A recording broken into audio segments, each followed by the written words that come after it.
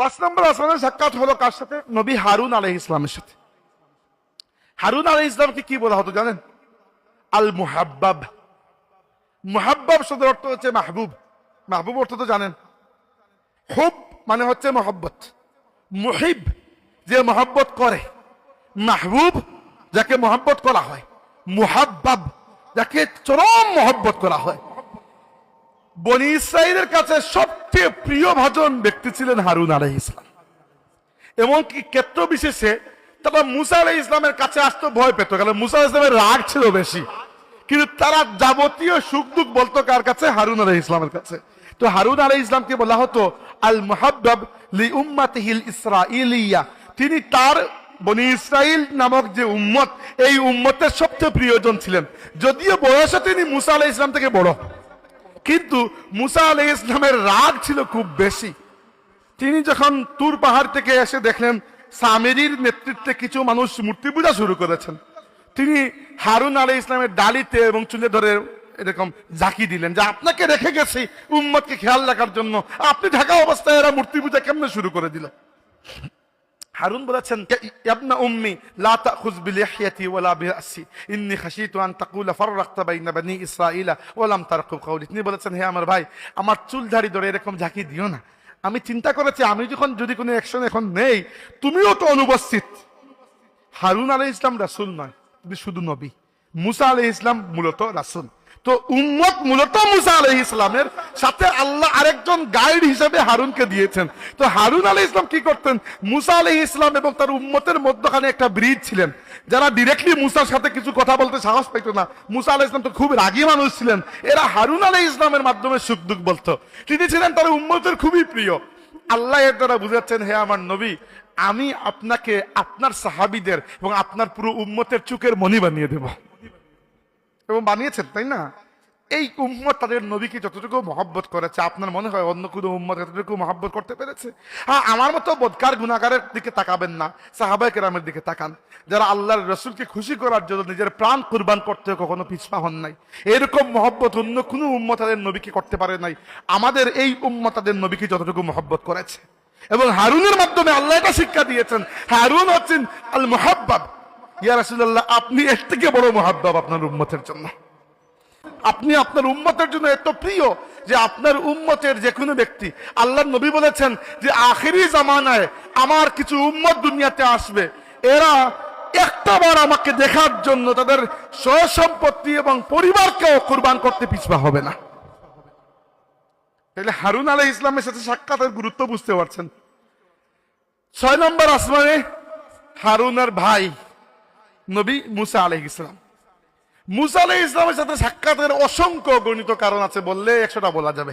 প্রথমে চিন্তা করুন মুসা আলাইহিস সালামকে কোরআন শরীফ কিভাবে উপস্থাপন করেছে। এত বেশি অন্য কোন নবীর নাম আপনি কোরআন শরীফে পাবেন যত বেশি মুসা আলাইহিস সালামের নাম। মুসা আলাইহিস সালাম আমাদের নবী সাল্লাল্লাহু আলাইহি ওয়াসাল্লামের আগে একমাত্র রাসূল ছিলেন যিনি বড় উম্মত পেয়েছেন। অন্য কোন নবী রাসূল বড় উম্মত পান নাই।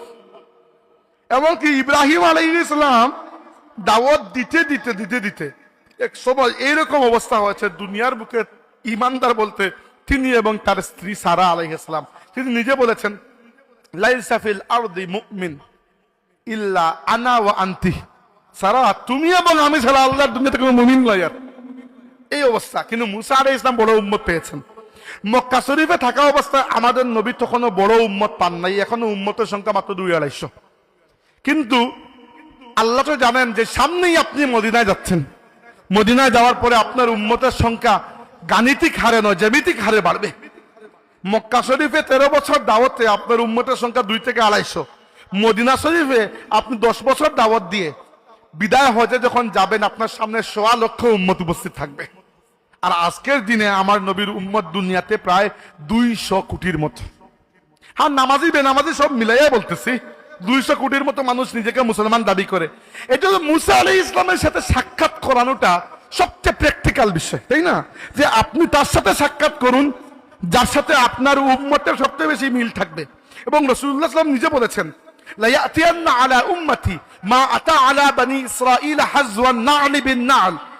আমার উম্মতের উপর সেই সকল বালা মুসিবত আসবে যেগুলো বনি ইসরাইলের উপর এসেছিল, এমনকি একেবারে পদে পদে আসবে।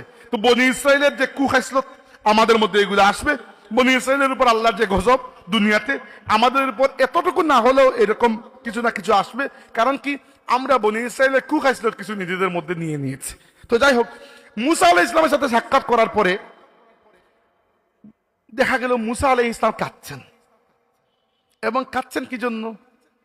একটা জেলেসি, মানে একটা ঈর্ষা, হালাল ঈর্ষা, হারাম ঈর্ষা না। হারাম ঈর্ষা হচ্ছে হাসাদ। ধরুন আপনার কোনো ভালো জিনিস দেখে আমি সহ্য করতে পারলাম না, আমি চিন্তা করলাম আপনার যদি এটা না থাকতো। কিন্তু হালাল ঈর্ষা হচ্ছে যে একজন মানুষ আল্লাহর দিনের অনেক খেদমত করতেছে, আপনার দেখে একটু ঈর্ষা হলো যে আমি যদি এরকম করতে পারতাম। এটা হালাল, এটা জায়েজ এবং এটা দরকারি। একজন মানুষ প্রত্যেক দিন 10 পারা কুরআন শরীফ তিলাওয়াত করেন, আপনার দেখে ঈর্ষা হইলে হায় রে আমি যদি এরকম পারতাম। তো এইরকম হালাল ঈর্ষা করা যায়।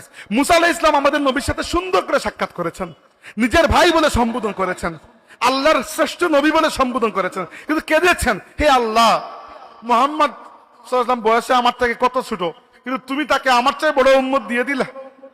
এইটা এক ধরনের হালাল ঈর্ষা মুসা আলাইহিস সালাম করেছেন, কিন্তু দোয়াও করেছেন আবার।